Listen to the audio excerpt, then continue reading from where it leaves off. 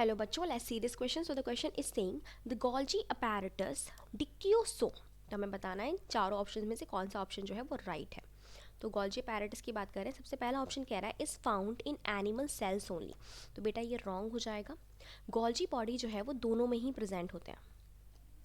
Animal cell में भी पाए जाते हैं. एनिमल सेल में ये गोल्जी बॉडी के रूप में ही जाने जाते हैं. प्लांट सेल में प्रेजेंट होते हैं और प्लांट सेल में ये कहलाते हैं dictyosome.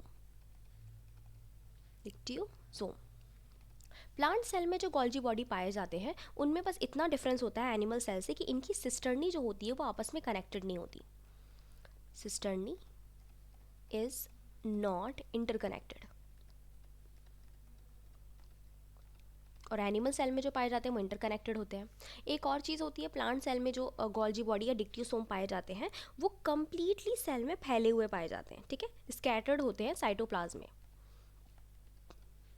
Scattered in cytoplasm.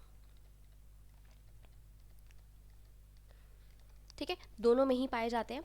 B is saying is found in prokaryotes only. तो ये बिल्कुल गलत हो जाएगा बेटा. प्रोकैरियोट्स में गोल्जी बॉडी जो होते हैं एब्सेंट होते हैं. Absent in prokaryotes.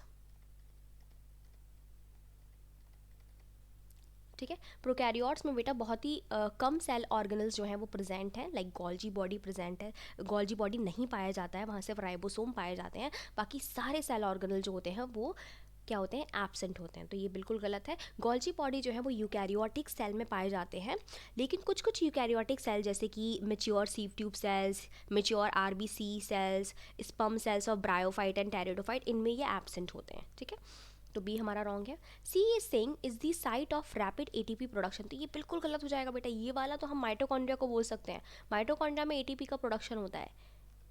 Golgi body में तो ये काम होता ही नहीं है. D is saying package and modify protein. तो D is the right answer. बेटा एंडोप्लाज्मिक रेटिकुलम से बनी हुई प्रोटीन गोल्जी बॉडी के अंदर आती है. गोल्जी बॉडी में उस प्रोटीन का मॉडिफिकेशन होता है. ग्लूकोज की मोइटी लगती है और वो प्रोटीन क्या बन जाती है, ग्लाइकोप्रोटीन बन जाती है. एंड देन उस प्रोटीन का क्या होता है, अपने टारगेट ऑर्गन तक उसको पहुंचाया जाता है, टारगेट साइट तक उसको पहुंचाया जाता है. तो डी हमारा क्या हो जाएगा, राइट आंसर हो जाएगा. आई होप आपको समझ में आया होगा. Best of luck.